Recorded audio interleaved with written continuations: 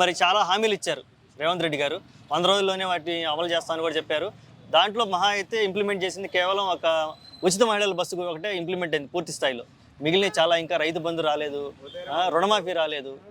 వీటన్ని సమస్యలు ఉన్నాయి కదా, వీటి మీద నీ అభిప్రాయం ఏంటి? ఇవి అన్నీ కావడం లేదనేది తప్పు. కొన్ని అవుతున్నాయి. మీరు కావాలంటే కొన్ని విలేజెస్కి వెళ్ళి తెలుసుకోండి. ఓకే. ఇక్కడ సిటీ పర్పస్గా అవ్వట్లేదు అంటే ఇది ఎవరికి మన రైతు బంధు అవి ఇవి అనేది మీరు విలేజెస్కి వెళ్ళి తెలుసుకుంటే దానికి మీకు ఏం జరుగుతుంది లేదు అనేది తెలుస్తుంది. కొన్ని అవుతున్నాయి. ఇప్పుడు గ్యాస్ అయినా, ఫ్రీ కరెంట్ అయినా, ఇందిరమ్మ ఇండ్ల ప్రాసెస్ అయినా నడుస్తుంది కదా. అంటే స్టార్ట్ అయినాయి కానీ అవి కేవలం పూర్తి స్థాయిలో ఎవరికి అందట్లేదు. 20% కూడా లేదనేది కూడా మేము తీసుకున్న అభిప్రాయాలు మాకు తెలిసింది. అంతకుముందు గత ప్రభుత్వం చేసిన అప్పులను పూడ్చుకుంటూ ఈ పాలసీలను ముందుకు తీసుకెళ్లడంలో కొంచెం టైం పడుతుంది. వెనకాల ముందట అయితే తప్పించి అవ్వడం పక్క. ఓకే. ఈ అరెస్టులు మొత్తం కూడా కక్ష సాధింపు అంటే ఏమంటావు, నువ్వు ఏమంటావు?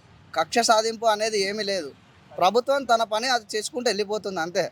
ఓకే. అది ఎవరు కామన్ మ్యాన్ అయినా, సెలబ్రిటీ అయినా, మాజీ సీఎం అయినా, మాజీ కేటీఆర్ గారు అయినా, ఓకే, ఎవరైనా కూడా.